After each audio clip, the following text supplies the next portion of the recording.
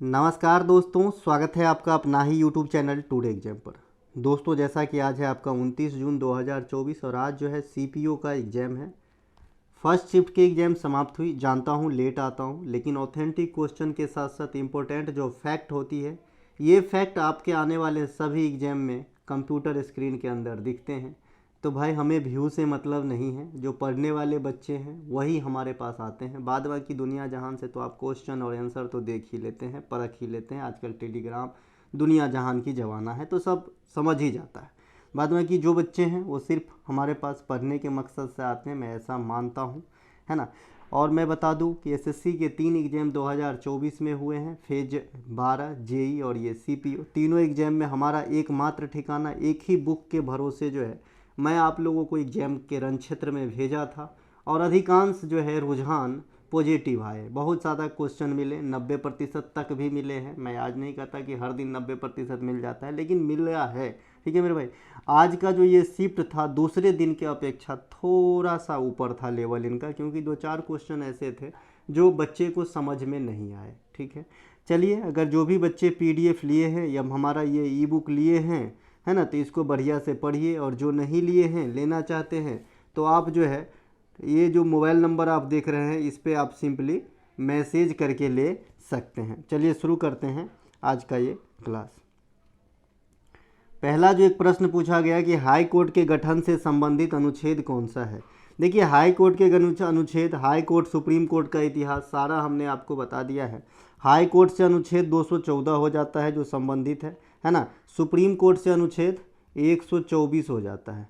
बहुत सारे ऐसे चीज़ है जिसमें 2 से 1 वर्ड आप बदल देंगे तो राज्य में और केंद्र में लागू होता है। थोड़ा सा एक बार झलक दिखा देता हूँ। देखिए, 123 जो है अध्यादेश प्रेसिडेंट का है। ये 2 और 1 को अलग करके लिख लीजिए तो क्या हो जाएगा, 213, ये राज्यपाल का हो जाएगा। ठीक है, उसी प्रकार से 124 जो आर्टिकल है ये सुप्रीम कोर्ट का है। 2 और 1 को बदल दीजिए, दूसरा वाला को पहले पे लिख दीजिए तो 200 कितना हो जाएगा, 14, ये हो जाएगा हाई कोर्ट। ठीक है भाई, तो ऐसे कई सारे चीज़ हैं जो आप कर सकते हैं याद रखने के लिए। तो 124 आपका सुप्रीम कोर्ट से है, 214 आपका हाई कोर्ट से है।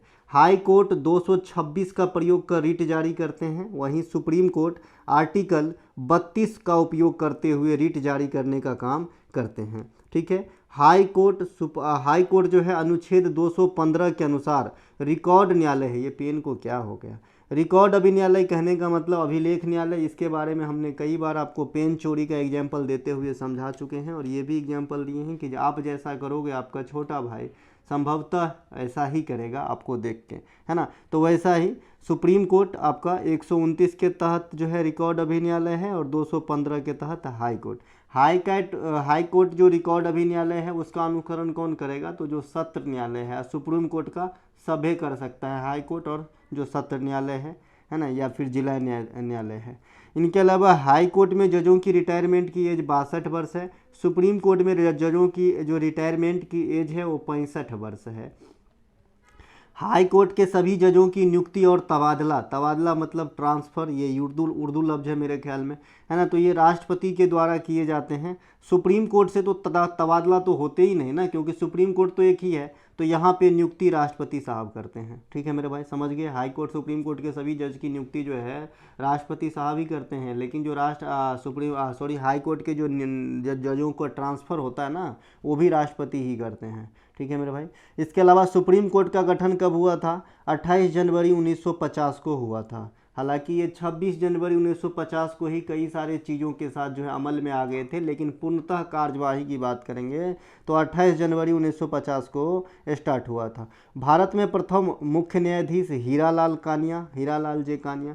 सुप्रीम कोर्ट के प्रथम महिला न्यायाधीश स्वर्गीय फातिमा बीबी, अब हमारे बीच नहीं है, इनको पद्म भूषण 2024 में दिया गया है। 17 में एक नाम फातिमा बीबी का भी है।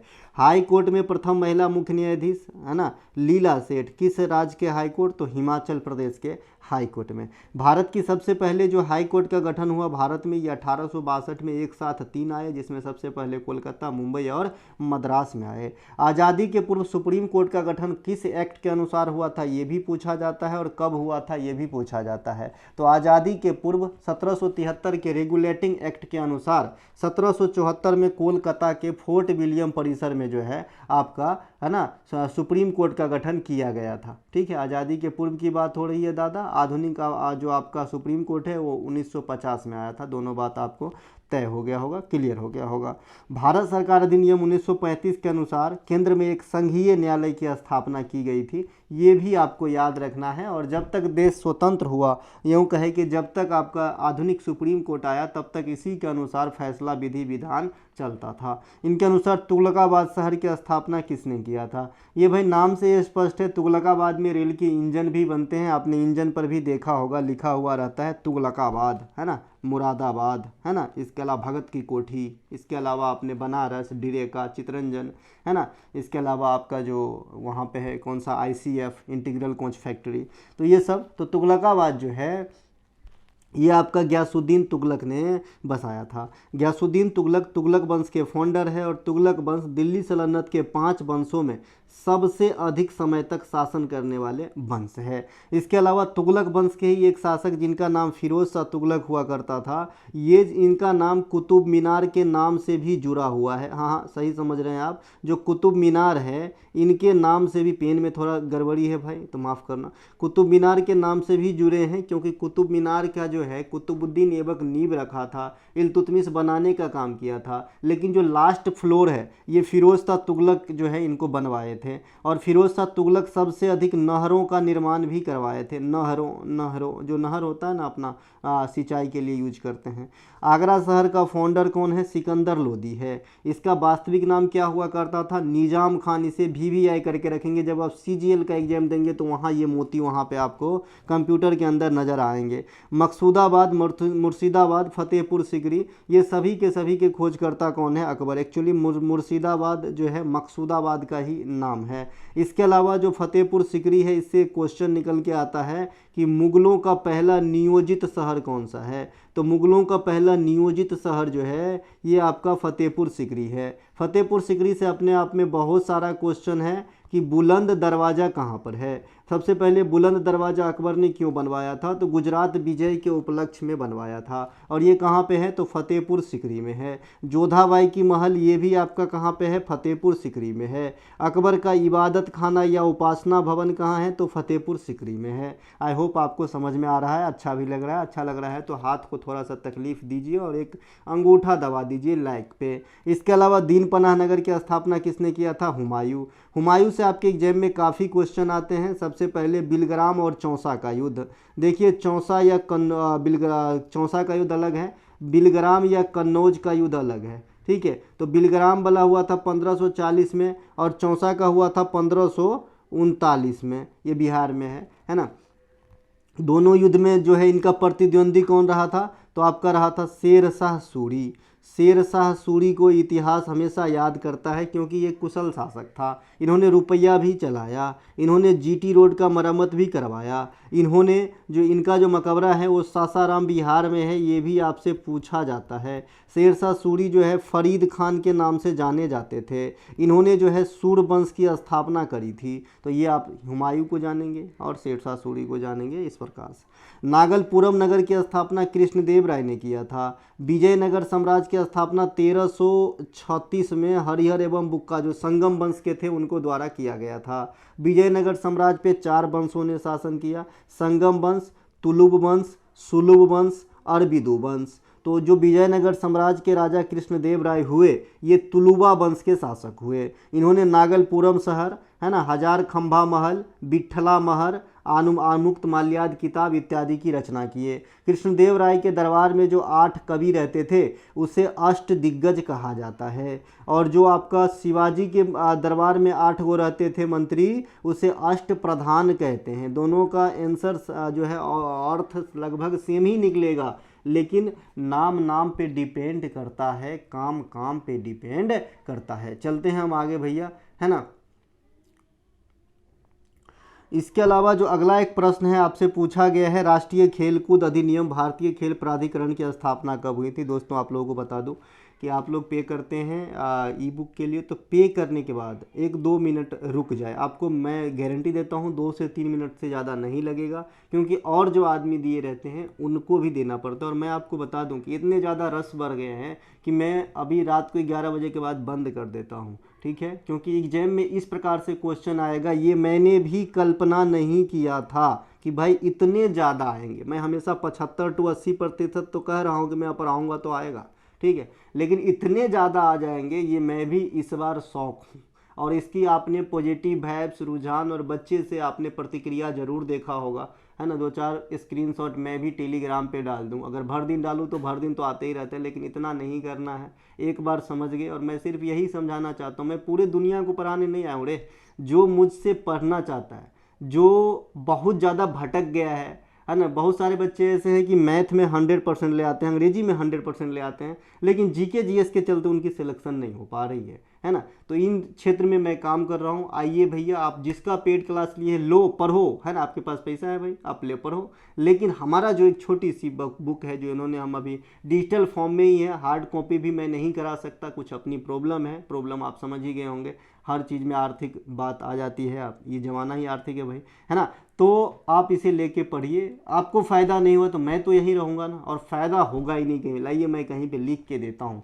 आज मार्केट में आप कितना भी किताब को खंगाल लीजिएगा, इस प्रकार से नहीं लिखा गया है। मैं आपको कुछ दिन के बाद ऐसे भी एक बात बताऊंगा जिससे आपको शौक लगेगा कि कोई एक आदमी ऐसा है जो पेड क्लास में इसी की नकल करता है। हालांकि साक्ष्य प्राप्त नहीं हुआ है, अभी सिर्फ मुंह से ही सुना हो। साक्ष्य प्राप्त हो जाएगा तो आपके सामने ला दूंगा, ठीक है। चलिए, राष्ट्रीय खेल कूद अधिनियम, राष्ट्रीय खेल प्राधिकरण की स्थापना ये 1984 में हुआ था। जैसे कि मैंने आपको बताया है, साई होता है ना, स्पोर्ट्स अथॉरिटी ऑफ इंडिया, इसकी स्थापना 1984 में होता है, तो इससे भी आप मार सकते थे। इसके अलावा मैंने आपको बता दिया है कि भाई इसमें जो है पीएम, प्रधानमंत्री ही अध्यक्ष होते हैं, ठीक है, प्रधानमंत्री ही अध्यक्ष होते हैं। मैं किसी के बातों पे, सुनी सुनाई पे भरोसा नहीं करता जब तक मैं देखता नहीं हूँ। और जो मैं उस समय आपको कंटेंट कॉपी वाला बात किया था, उसकी साक्ष्य भी प्रस्तुत किया था मैंने, ठीक है। बीसीसीआई की स्थापना 1928 में, प्रथम अध्यक्ष आर ग्रांट गोवन थे, मुख्यालय मुंबई में है, वर्तमान अध्यक्ष रोजर बिनी है। क्योंकि बहुत सारे आदमी आपको इस दुनिया में चढ़ाने वाले भी मिल जाएंगे कि तुम लड़ो ठीक है, मैं भी समझता हूँ ऐसा नहीं है ना। इसके अलावा जो आपका बीसीसीआई में अभी जो सचिव है ना, वो जय शाह है। कौन है? जय शाह है, और इनके कार्यकाल में बढ़ोतरी हुआ है। ये एशियाई क्रिकेट काउंसिल में भी जो है अध्यक्ष है जय शाह, इन्हें भी ध्यान रखेंगे। इंडियन ओलंपिक कमेटी की स्थापना 1927 में दोराबजी टाटा के द्वारा किया गया था। वर्तमान और प्रथम महिला अध्यक्ष पीटी उषा मैडम हैं। और जो पहला अध्यक्ष बने थे आपके इंडियन ओलंपिक कमेटी के अंदर, ये भी दोराबजी टाटा साहब ही बने थे। भारतीय खेल प्राधिकरण बता दिए, पीएम होते हैं। 1905 में कांग्रेस की अधिवेशन आपसे पूछ लिया है, बताया हूँ, और हूबहू क्वेश्चन बताया हूँ। अरे भाई, कुछ ऐसे चीज़ है ना जो फिक्स कर रखा है और मेरे पढ़ाई से बाहर नहीं आएगा। जैसे कांग्रेस का अधिवेशन हो गया, ओलंपिक से भारत को रिलेट करके कोई भी क्वेश्चन हो गया, अब तक किस खेल में सबसे ज़्यादा पदक आया, कौन कितने पदक जीते, पहली बार कौन किस खेल में आया, कहाँ भाग लिया, कौन जीता, कहाँ हारा, क्या हुआ, कब हुआ, सब आपको दे दिया, ठीक। तो कांग्रेस की जो 1905 वाला होता है, गोपाल कृष्ण गोखले साहब बनारस में इसके अधिवेशन की अध्यक्षता करते हैं, जहां पे आप मणिकर्णिका घाट का नाम सुने होंगे, बाबा काशी विश्वनाथ की नगरी है ना। गोपाल कृष्ण गोखले को महात्मा गांधी अपना राजनीतिक गुरु मानते थे। भारतीय सेवक समाज की स्थापना 1905 में गोपाल कृष्ण गोखले के द्वारा किया गया था। इनके अलावा भारतीय राष्ट्रीय कांग्रेस में थोड़ा सा आते हैं अंदर, देखिए 1885 में स्थापना होती है डफरिन के समय, ठीक है, लॉर्ड डफरिन, है ना। एओ ह्यूम के प्रयास से होता है। तो देखिए, स्थापना भले डफरिन के समय होती है, लेकिन इसके संस्थापक कौन है? एओ ह्यूम, है ना। इसे हर्मिट ऑफ शिमला भी कहा जाता है।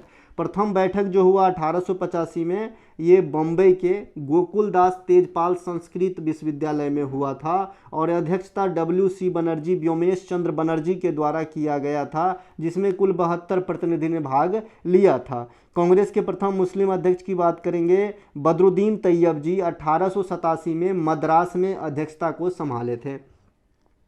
कांग्रेस के कल होकर कोई दूसरे मुस्लिम अध्यक्ष की अगर आपसे क्वेश्चन पूछ ले तो बताइएगा 1896 में रहमतुल्लाह सयानी साहब जो है कांग्रेस में दूसरे इस्लाम धर्म के जो है आपके अध्यक्ष बने। और इसी 1896 में हमारा राष्ट्रीय गीत वंदे मातरम गाया गया, है ना, वंदे मातरम गाया गया। जो इनके राइटर कौन है, आनंद मठ से लिया गया, बंकिम चंद्र चटर्जी के द्वारा लिखा गया है। ठीक है भाई, वंदे मातरम। इनके अलावा दादा भाई नौरोजी कांग्रेस में कितनी बार अध्यक्षता संभाले, 3 बार, 1886, 1893 और आपका 1906। तो जो 1906 का है ना वो काफ़ी पॉपुलर है। क्यों है पॉपुलर, क्योंकि इसी अधिवेशन में पहली बार स्वराज शब्द का प्रयोग किया गया था। स्वराज शब्द का जो मांग है, स्वराज, पूर्ण स्वराज की मांग है, वो 1929 में होती है, लाहौर अधिवेशन, जिसमें अध्यक्ष रहते हैं जवाहरलाल नेहरू। लेकिन यहाँ पे सिर्फ स्वराज शब्द को इंट्रोड्यूस करवाया जाता है आपके 1906 में।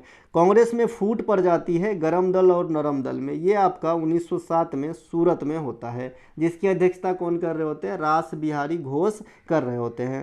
कांग्रेस की 1916 अधिवेशन की अध्यक्षता अंबिका चरण मजूमदार, और ये बैठक कहाँ पे हुआ था, तो ये लखनऊ के अंदर हुआ था। यहाँ पे कई सारे काम होते हैं, काम गिनेंगे।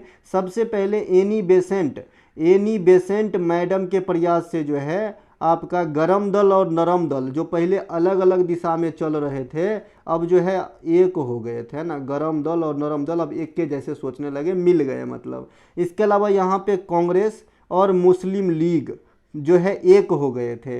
इनके अलावा इसी अधिवेशन में महात्मा गांधी तड़के ही साउथ अफ्रीका से लौटे थे, है ना, 1915 में। और इस अधिवेशन के दौरान ही राजकुमार शुक्ला, जो बिहार का एक किसान था, इन्होंने गांधी जी से, है ना, वार्तालाप किए और चंपारण सत्याग्रह में भाग लेने के लिए आमंत्रित किए थे। तो आपसे डायरेक्ट भी पूछा जाता है गांधी जी को आमंत्रित किसने किया चंपारण सत्याग्रह में भाग लेने के लिए, तो आप कहते हो राजकुमार शुक्ला। ठीक है मेरे भाई। इसके अलावा कांग्रेस के अधिवेशन 1917 कोलकाता पहली बार एक महिला यानी एनी बेसेंट के द्वारा अध्यक्षता किया जा रहा था। अगर भारतीय महिला कहेगा तो सरोजनी नायडू, जो 1925 में होता है। और कांग्रेस में महात्मा गांधी 21 बार अध्यक्षता किए थे, बेलगांव अधिवेशन 1924, और कांग्रेस में पूर्ण स्वराज की मांग की गई थी 1929। कांग्रेस में असहयोग आंदोलन का प्रस्ताव पूर्णतः पेश किया गया था 1920 नागपुर अधिवेशन। हालांकि कोलकाता अधिवेशन में भी इस असहयोग आंदोलन की बात कही गई थी, लेकिन पूर्णतः ऑफिशियली लॉन्च किया गया था नागपुर अधिवेशन में। ठीक है मेरे भाई, चलते हैं आगे। नेशनल आइस हॉकी 2023 के चैंपियन कौन बने हैं, ये भारतीय जो आपका सेना है आईटीबीपी। ये खेलो इंडिया यूथ गेम 2024 का चैंपियन महाराष्ट्र, तमिलनाडु के 4 शहर त्रिची, कम्बटूर, चेन्नई और आपका तंजौर में हुआ था। इनके अलावा खेलो इंडिया शीतकालीन गेम 2024 ये आपका कहाँ पे, भारतीय सेना जो है इनके ये है आपका विनर है। खेलो India university game 2024 Chandigarh university winner है, आपका विनर है। रणजी ट्रॉफी 2023-24 मुंबई विनर है विदर्भ को हरा के। एक मिनट, हाँ कहाँ थे, हाँ रणजी बता दिए थे, विदर्भ को हरा के, है ना। टेस्ट चैंपियनशिप 2023 के विजेता ऑस्ट्रेलिया है इंडिया को हराकर। हॉकी वर्ल्ड कप 2023 के विजेता जर्मनी है बेल्जियम को हरा के। आईसीसी क्रिकेट वर्ल्ड कप 2023 के विजेता ऑस्ट्रेलिया है इंडिया को हरा के। आईसीसी अंडर 90 महिला वर्ल्ड कप 2023 के विजेता भारत हैं, जो साउथ अफ्रीका में पहला एडिशन कराया गया था इंग्लैंड को हरा के। ठीक है मेरे भाई। निम्नलिखित में से कौन सा एक रंगों का त्यौहार है, ये एक पूछा है क्वेश्चन लल्लू सा। तो इसमें होली दिया गया था, सभी मार दिए होंगे। होली हिंदू कैलेंडर के अनुसार फागुन महीना में होता है। दिवाली हिंदू कैलेंडर के अनुसार कार्तिक में। दुर्गा पूजा आश्विन में। याओसांग एगो मणिपुर में होली के जैसा त्यौहार है, और सिमगो गोवा में होली के जैसा ही त्यौहार है। तो इसे भी ध्यान रखेंगे, है ना, होली जैसा त्यौहार, है ना। कुल्लू दशहरा काफ़ी हद तक जो है रंगों की त्यौहार हो जाती है, कुल्लू दशहरा जो हिमाचल प्रदेश में होते हैं। ठीक है मेरे भाई, तो इन्हें भी ध्यान रखेंगे, है ना। इनके अलावा निम्नलिखित में से कौन सा पुस्तक रविन्द्रनाथ टैगोर के द्वारा लिखा गया है, नेशनलिज्म, ये शायद ऑप्शन में था। इसके अलावा देखता हूँ बच्चे ने क्या ऑप्शन लिखा है, एक सेकेंड, चलते हैं आगे। यही नेशनलिज्म ही लिखा है इन्होंने। ठीक है, देखिए नेशनलिज्म जो है एक से अधिक राइटर के द्वारा इसमें जो है काम किया गया था, लेकिन ऑप्शन में रविन्द्रनाथ टैगोर की किताब पूछा, अगर ऑप्शन में है तो सही है ना। रविन्द्रनाथ टैगोर गुरुदेव की उपाधि जो है महात्मा गांधी से प्राप्त किए थे, और मोहनदास करमचंद गांधी महात्मा की उपाधि रविन्द्रनाथ टैगोर से प्राप्त किए थे। रविन्द्रनाथ टैगोर शांति निकेतन के आधुनिक स्वरूप के फाउंडर है। आधुनिक स्वरूप कहने का मतलब शांति निकेतन बाद में क्या बन गया, विश्व भारती। ठीक है, तो पठन पाठन वाला जो स्वरूप है ये रविन्द्रनाथ टैगोर की देन है। रविन्द्रनाथ टैगोर भारत में ही नहीं एशिया में पहले व्यक्ति हैं जिन्होंने 1913 में गीतांजलि राइट के लिए साहित्य में नोबेल पुरस्कार प्राप्त किए थे।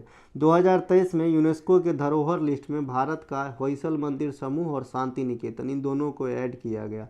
इससे पहले 2021 में किसे ऐड किया गया था, रंगप्पा मंदिर और धोलावीरा को। ठीक है मेरे भाई, रविन्द्रनाथ टैगोर का जो अन्य कृति है, जो किताब है जो इन्होंने लिखे हैं, ये है आपका, है ना, गोरा है, गार्डनर है, काबुली वाला है, पोस्ट ऑफिस इत्यादि है। रविन्द्रनाथ टैगोर जालियांवाला बाग हत्याकांड के कारण कौन सी उपाधि लौटाई थी, नाइटहुड। और महात्मा गांधी कौन सी उपाधि लौटाई थी, केसर ए हिंद, है ना। सजीव जगत का सबसे बड़ा समूह कौन सा है, आर्थ्रोपोडा। सब दिन बताते आए हैं, वैसे कहेगा तो थाइलोफाइटा, और सजीव जगत में ऐसे कहेगा तो आपका आर्थ्रोपोडा। आर्थ्रोपोडा में क्या आता है, मैं जब मैं बताता हूँ, कीट पतंग आते हैं, जैसे मक्खी, मच्छर, खटमल भी आ जाएगा, केकड़ा भी आ जाएगा, तो जो भी तितली भी आ जाएगा, है ना। तो जो भी कीट पतंग है वो आर्थ्रोपोडा में आते हैं। एनीलिडा में बता दिया था जिनका शरीर ट्यूब के जैसा होता है, अर्थात केचुआ हो गया, केचुआ में कोई आँख नहीं होता। और ये आपका जोंक हो गया, लीच हो गया, ये सब जो है आपके एनीलिडा में आ जाएंगे। मोलस्का में कौन आता है, जिसको भगवान ने बाहरी खोल प्रदान किया है, वो सब मोलस्का में आ जाएंगे। जैसे ये इसका में किसका छाप बना है, सीपी का। सीपी घोंगा नहीं होता है क्या, गांव घर में चलता रहता है, तो ये आप मोलस्का में देखेंगे। सजीव जगत की सबसे बड़ी समूह कौन सा, थैलोफाइटा। इसमें जीवाणु, विषाणु इत्यादि आ जाते हैं सजीव जगत को। और इसमें जो है शैवाल भी रख लीजिएगा, है ना, शैवाल भी आते हैं थैलोफाइटा के अंदर। सजीव जगत को 5 भागों में आर व्हिटकर महोदय ने बांटा था। इसके अलावा यहाँ पे आपने ये वीडियो देखा ही होगा, तो इसके बारे में A to Z जानकारी मुझे पता है कहाँ कहाँ से क्वेश्चन एग्जामिनर उठाते हैं, इसीलिए मैं ये 24 मिनट का वीडियो आपको पहले ही बना दिया था कि इस सेक्शन से जब भी क्वेश्चन पूछे आप सही आंसर दे के आना मेरे दोस्त। चलो, सुभा मुद्गल को कौन सा अवार्ड मिला है, तो देखिए सुभा मुद्गल को राजीव गांधी सद्भावना पुरस्कार भी मिला है, पद्मश्री भी मिला है। अब डिपेंड करता है कि ऑप्शन में क्या था। सुभा मुद्गल शास्त्रीय संगीत के भैया गायक क्या हैं, 2000 में इन्हें पद्मश्री भी दिया गया है। एगो शोभा नायडू होता है जो कुचिपुड़ी नर्तक है, वो स्पीड पोस्ट के लेखिका शोभा डे है। जो भी शोभा से संबंधित शब्द है यहाँ पे मैंने एक जैसे प्रश्न मतलब पॉइंट को रखा है। नृत्य शिरोमणि अवार्ड जो है रिपीट किया गया 2022 अपर्णा सतीशन को। एक बच्चा बोल रहा है अपर्णा सतीशन किस नृत्य से संबंधित है, ये पूछा गया है, तो कुचिपुड़ी हो जाएगा। ठीक है मेरे भाई, बताया हूँ। 67वां फिल्म फेयर अवार्ड 2022 में जो भी करेंट आ रहा है ना, बहुत पुराना आ रहा है, पता नहीं इस बार एसएससी क्या चाहता है, ना तो 23 का पूछ रहा है ना 24 का। जो भी ज़्यादातर करंट पूछ रहा है वो सीधा 23 का पूछ रहा है और 22 का पूछ रहा है। कल खाली एक खेलो इंडिया यूथ गेम 2024 में कितने खेल शामिल थे ये पूछा गया था। ठीक है, तो 67वां फिल्म फेयर अवार्ड 2022 जो है पुरुष गायक में बी प्राक को दिया गया, है ना। सर्वश्रेष्ठ संगीतकार कौसर मुनीर है, लहरा दो आपने गीत सुना होगा, तिरंगा झंडा के ऊपर ये और ज़्यादा सुट बैठता है ना। सर्वश्रेष्ठ पार्श्व गायक बी प्राक मन भारिया शेरशाह के लिए दिया गया था। और सर्वश्रेष्ठ गायिका महिला आशीष कौर रतन लंबिया, है ना, राता लंबिया होगा, है ना, शेरशाह। इसके अलावा अशोक के किस शिलालेख में यह दर्शाया गया है कि पशु बलि निंदनीय है ना। तो यह आपका प्रथम शिलालेख में, अशोक के प्रथम शिलालेख में पशु बलि की निंदा की गई है। शिलालेखों का प्रचलन अशोक के समय से होता है। शिलालेख को पढ़ने में सफलता जेम्स प्रिंसेप को मिला था, लेकिन अशोक के शिलालेख को खोजने का श्रेय पी पेंथलर को दिया जाता है। ये तीनों बात अलग अलग है। प्रचलन अशोक के समय, पढ़ा प्रिंसेप ने, लेकिन खोजा पी पेंथलर ने। अशोक के शिलालेखों में प्रयोग किए गए जो लिपि है वो ब्राह्मणी, खरोष्टी, ग्रीक तथा अरमाइक है। भारत में अधिकांश जो आपका शिलालेख है ये आपका ब्राह्मणी लिपि में मिलेगा। अशोक के कुल 14 शिलालेख हैं, जिसमें कलिंग युद्ध का वर्णन आपको 13वें शिलालेख में मिलेंगे, जो 261 BC में अशोक के द्वारा लड़ा गया था। अशोक कलिंग युद्ध के बाद धम्म को अपना लिए थे, उपगुप्त से बौद्ध धर्म का दीक्षा लिए थे। सांची का स्तूप, धमेक का स्तूप, सांची का स्तूप मध्य प्रदेश, धमेक स्तूप उत्तर प्रदेश, ये दोनों का निर्माण अशोक ने करवाया है। लेकिन बताया हूँ कि सांची का स्तूप का खोज कहेगा तो कौन किया है, हेनरी टेलर। कब, 1818 में। इसके अलावा मौलिक कर्तव्य किस समिति के अनुसार संविधान में लगाया गया है? और आज मैं बताऊंगा कि आपको मैं बताया हूँ ये क्वेश्चन कि भाई मौलिक कर्तव्य में स्वर्ण सिंह समिति ने शुरुआत में 8 प्रकार के ही मौलिक कर्तव्यों को सुझाया था, लेकिन 10 ऐड किए गए और अभी कितने हैं? 11। तो इन सारा जर्नी को मैं अलग से आपको कर दिया हूँ, जिसमें मौलिक कर्तव्य, मौलिक अधिकार और डीपीएसपी जो आपको टॉपिक वाइज में भी मिल जाता है। मुझे पता है ये तीनों को नहीं छोड़ेगा एग्जामिनर, बहुत दिन घुन घिसे हैं रे हम इसमें भाई। मौलिक कर्तव्य किस समिति के अनुसार संविधान में लगाया गया था? तो स्वर्ण सिंह समिति के अनुसार। 42वां संविधान संशोधन 1976 के अनुसार संविधान में मौलिक कर्तव्य को जोड़ा गया था। शुरुआत में 10 प्रकार के मौलिक कर्तव्य को जोड़े गए थे। 11वां मौलिक कर्तव्य शिक्षा से संबंधित है, जो 86वां संविधान संशोधन 2002 के द्वारा ऐड किया गया था। और इसी समय जो है फंडामेंटल राइट के 21A में जो है 6 से 14 वर्ष तक के बच्चों को निःशुल्क शिक्षा लेना उनका अधिकार है। जो मौलिक कर्तव्य है वो माता पिता पे लागू होता है 11वां, और जो 6 से 14 वर्ष तक के बच्चों को निःशुल्क शिक्षा है वो बच्चा के अधिकार है। ठीक है भाई, दोनों में आप अंतर समझ ही गए होंगे। इसके अलावा ये आपका कई बार आपने देखा होगा 11 मौलिक कर्तव्य का जिक्र है ना, तो आपको भी 11 मौलिक कर्तव्य इस प्रकार से कर लेना है। पहला है हमारा क्या है भाई? संविधान के आदर्श वाक्यों को पालन करना। दूसरा है कि भाई उन वर्ड को संजोना, आदर करना जो हमें देश भावना की प्रेरित करता है ना।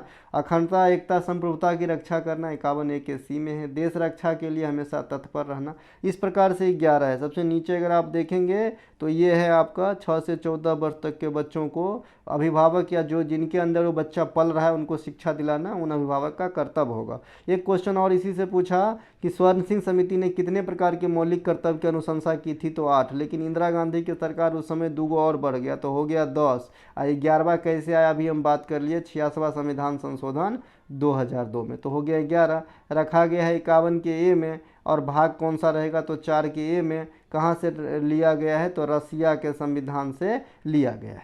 ठीक है। सत्यशोधक समाज के फाउंडर पूछा है, ज्योतिबा फुले। गुलामगिरी इन्हीं का पुस्तक है, 1873 में महाराष्ट्र में करते हैं। ब्रह्म समाज 1828 राजा राम मोहन राय कोलकाता। आर्य समाज की स्थापना दयानंद सरस्वती 1875 महाराष्ट्र, है ना। प्रार्थना समाज की स्थापना 1800, सत्यशोधक समाज 1863 होगा, सही लिखा है ना? सही लिखा है भाई, कोई दिक्कत नहीं।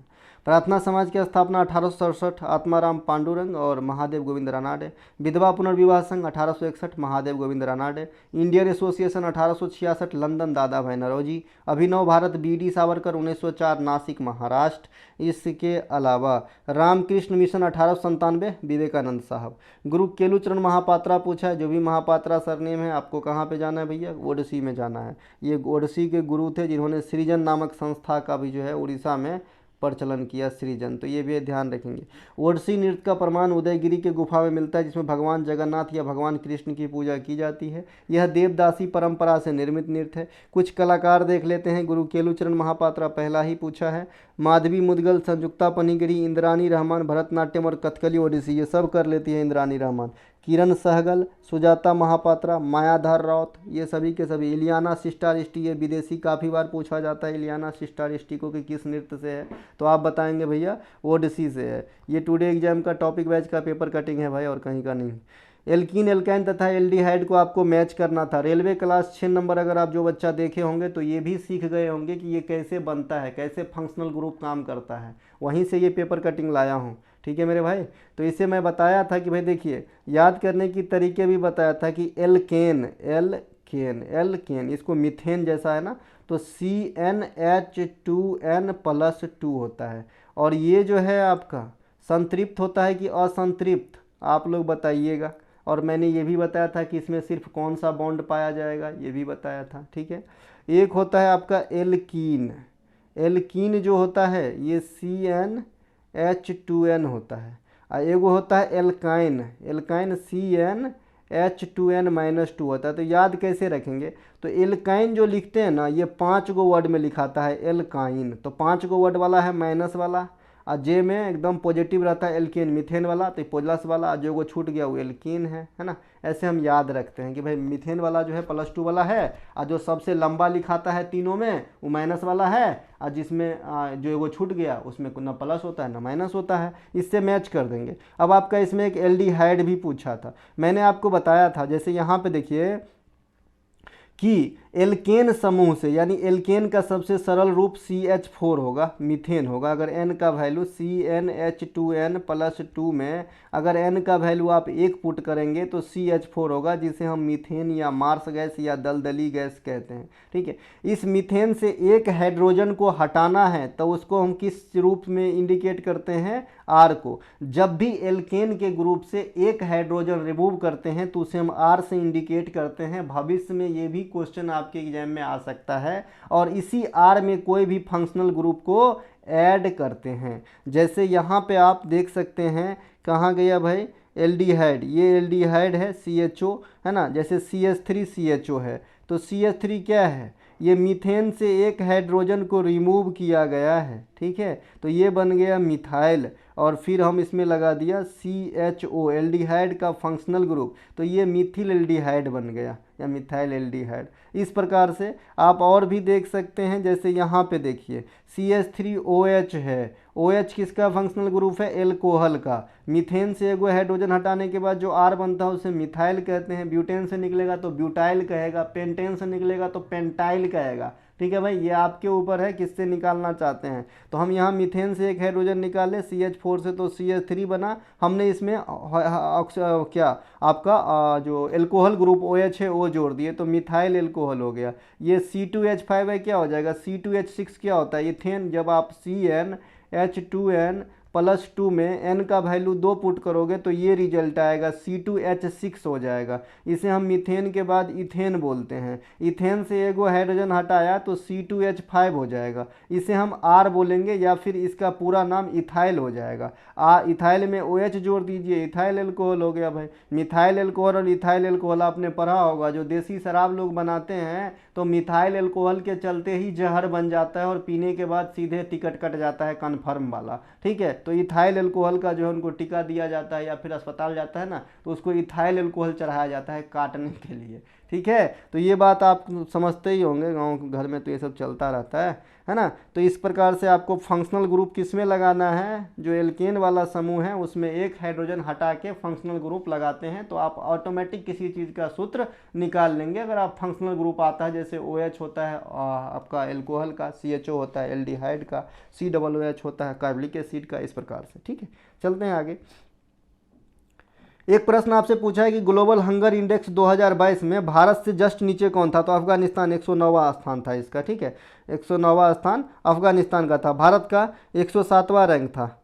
और कौन इसको जारी करता है? कॉन्सर्न वर्ल्ड जो है आपका world wide and wealth hunger life. इनके अलावा श्रीलंका का 64 था, नेपाल का 81, बांग्लादेश का 84 और पाकिस्तान का 99 था। देखिए जो नया वाला आपका HDI इंडेक्स आया है 2023-24 वाला, ये मैं आपके अपने पूरे पड़ोसी देश का भी बता रखा हूँ अपने SSC न्यूज़ सीरीज में, और टॉपिक जो आपका ई बुक है उसमें भी इंक्लूड कर दिया हूँ। तो अच्छे से देख के रखना, CGL में इसी का बारी है कि हमसे कौन सा पड़ोसी देश में HDI रैंकिंग में ऊपर है। ठीक है भाई, तो हमसे श्रीलंका भी ऊपर है, चाइना का 75 है वो भी ऊपर है, हमारा कितना है 134वां। SDG स्कोर कितना हमारा 0.634, 644 है, माफ़ कीजिएगा, है ना। और हमारा स्कोर कितना है 134वां रैंक है पूरे दुनिया में HDI लेटेस्ट वाला, है ना। भारत में किस वर्ष में 50 ओवर का खेल होगा वर्ल्ड कप? तो आपका 2031 में होगा। अब देखिए 2023 में वैसे तो कई बार इंडिया मेजबानी कर चुके हैं, लेकिन 2023 में पूर्ण रूपेण मेजबानी की है। पूर्ण रूपेण कहने का मतलब पूरा का पूरा मैच इंडिया में ही हुआ। विजेता ऑस्ट्रेलिया रहा, विजेता कौन रहा? भारत रहा। भारत अब तक कितनी बार वर्ल्ड कप जीते हैं? 2 बार। ट्रेविस हेड का वो पारी आपको याद होगा जिन्होंने वर्ल्ड कप छीन लिया हमारे मुंह से, है ना। 1983 और 2011, महेंद्र सिंह धोनी 2011, 1983 कपिल देव। देखिए इसमें क्वेश्चन पूछा जाता है कि भारत के लिए पहली अंतर्राष्ट्रीय शतक किसने लगाया? तो लाला अमरनाथ था। पहला अंतर्राष्ट्रीय शतक वनडे में किसने लगाया? तो कपिल देव। और पहला अंतर्राष्ट्रीय शतक T20 में किसने लगाया? तो आपका सुरेश रैना। तो ये तीनों याद रखिएगा। 2025 में 50 ओवर वाला खेल जो है महिला का वर्ल्ड कप, ये भारत में ही होगा। 2036 में ओलंपिक खेल भारत में गुजरात के गांधीनगर में कराए जाने की बात हो रही है। हॉकी वर्ल्ड कप 2023 भारत में ही हुआ, उड़ीसा में, जहाँ पे विजेता जर्मनी रहा था। महिलाओं के शतरंज चैंपियनशिप 2024 गुजरात के गांधीनगर में हुआ, जहाँ पे विजेता कौन बना है? दिव्या देशमुख, नागपुर के रहने वाली। इनके अलावा T20 महिला वर्ल्ड कप 2024 ये बांग्लादेश में होगी, और T20 पुरुष वर्ल्ड कप 2024 अमेरिका और वेस्ट इंडीज में आप देख रहे होंगे। 2024 के ओलंपिक पेरिस में होंगे, 28 वाली ओलंपिक लॉस एंजलिस में होगा, 32 वाला ओलंपिक ब्रिस्बेन में होगा। 2026 के FIFA world cup America, Mexico और कनाडा में होगा। 2023 के फीफा वर्ल्ड कप, हाँ 2023 के फीफा महिला वर्ल्ड कप, यहाँ पे लिख लीजिएगा, महिला वाला फीफा हुआ था 2023 में, पुरुष वाला फीफा 2022 में हुआ था, ठीक है, जो कतर में हुआ था। महिला वाला फीफा जो 2023 में हुआ, ये ऑस्ट्रेलिया और न्यूजीलैंड में कराए गए। इसके अलावा आपसे पूछा गया है कि 69 डिग्री फ़ारेनहाइट को सेल्सियस पैमाना में बदले। ये भी बच्चा जो रेलवे का क्लास देखा होगा वो एकदम आंख मूंद के करेगा। एगो सूत्र होता है F-32 गुने 5/9 बराबर सेल्सियस। तो यहाँ से अगर आप करोगे तो F-32, तो यहाँ पे फ़ारेनहाइट में कितना दिया है 69, तो 69 में से हम 32 घटा देंगे और इसको 5 से गुना करके 9 से भाग देंगे और इधर हमारा सेल्सियस निकलेगा। तो यहाँ पे हम 69 में से 32, 9 में से 2 गया तो 7 और 6 में से 3 गया तो 3 और बट्टा 9 और गुने 5 करना है। इसको हम लगभग में काटेंगे तो 9 चौका 36, 4 पंचे 20, लेकिन एक से कुछ ज़्यादा ही मरतबे कटेगा, 9 से 37। इसका मतलब 20 पॉइंट समथिंग जो है इसका आंसर होने वाला है। ठीक है मेरे भाई, तो इस प्रकार के ऑप्शन होंगे, कोई 20 पॉइंट समथिंग आपको आंसर करना है। इनके अलावा जो आपका जो केल्विन पैमाने में अगर आप सेल्सियस को केल्विन में ऐड करना है, निकालना है, तो सिंपली 273 ऐड करना है। जैसे मानव शरीर का टेम्परेचर 37 डिग्री से होता है, इसमें हम 273 ऐड कर देते हैं तो 310 के जो है ये हमारे शरीर का नॉर्मल टेम्परेचर होता है। ठीक है, ताप का ऐसा मात्रक केल्विन होता है। अत्यधिक उच्च टेम्परेचर को आप पैरोमीटर से मापा करते हैं। 2022 तक भारत में कुल कितने रिफाइनरी है? देखिए 25 है। हालांकि सारे प्रोडक्ट नहीं निकाल रहे हैं, बस एक दो जो है अभी ये लग रहा है लेकिन प्रोडक्शन नहीं कर रहा है। तो 25 ऑप्शन में है तो 25 बेस्ट है। अगर ये कहेगा कि कार्यरत कितने हैं, है ना, कार्यरत कितने हैं, तब 23 आंसर करना है। ये दोनों अलग अलग बात है। ठीक है, कार्यरत 23 हो जाएंगे, स्थापित 25 हो जाएंगे, क्योंकि जो चीज़ प्रधानमंत्री के मुंह से एक बार निकल गया कि भाई अमुक चीज़ यहाँ बनेगा तो उसे स्थापित समझा जाता है। ठीक है मेरे भाई। इनके अलावा ऐश्वर्या तेल क्षेत्र, मंगला तेल क्षेत्र राजस्थान में है, अंकलेश्वर तेल क्षेत्र गुजरात में है। भारत में सबसे पहले पेट्रोलियम की खोज 1901 का कहाँ पे? असम के डिगबोई में हुआ था। बरौनी तेल शोधन केकरा प्रयास से लगाया गया था? तो रूस के प्रयास से 1964 में बिहार के बरौनी में है। बरौनी है ना आपका, वहाँ से आप असम वगैरह की गाड़ी आपको मिलेगा बरौनी में, है ना। वहाँ पे आपका सिमरिया पुल भी है गंगा नदी के ऊपर, कई बार हम गए हैं। राज्यों में राज्यपाल जो है कार्यपालिका का प्रधान होता है, कौन आर्टिकल से? तो 154। और राज्यपाल का पोस्ट 153, है ना। राज्यपाल महाधिवक्ता की नियुक्ति तो 165। इस प्रकार से राज्यपाल जो है सीएम की नियुक्ति तो 164, है ना। राज्यपाल का जो पहला स्पीच होता है संबोधन वाला 176, है ना। राज्यपाल का जो आपका क्या होता है भैया, अध्यादेश 213। इस प्रकार से आपको ध्यान रखना है। राज्यपाल का जो क्षमादान है 161, है ना। राज्यपाल का जो नियुक्ति होता है केंद्र के द्वारा राज्यों में, ये कनाडा के संविधान से लिया गया है। राज्यपाल एट अ टाइम एक से अधिक राज्यों में सेवा दे सकते हैं, आर्टिकल 153। कौन सा संविधान संशोधन काम करता है? तो 7वां संविधान संशोधन। तो ये कुछ आज का प्रश्न और एनालिसिस। अगर आपको अच्छा लगा हो तो लाइक कीजिएगा, अपने दोस्तों में शेयर कीजिएगा। हम मिलेंगे अगले वीडियो में, तब तक के लिए जय हिंद। हमारे एनालिसिस की सारी पीडीएफ जो है आपको टेलीग्राम पे और पेड ग्रुप दोनों जगह मिल जाते हैं। तो जो बच्चे टेलीग्राम से लेना चाहे वो टेलीग्राम ज्वाइन करें, जो बच्चे हमारे पेड क्लास में उनको तो मिलना ही है। मिलेंगे हम अगले वीडियो में, तब तक के लिए जय हिंद।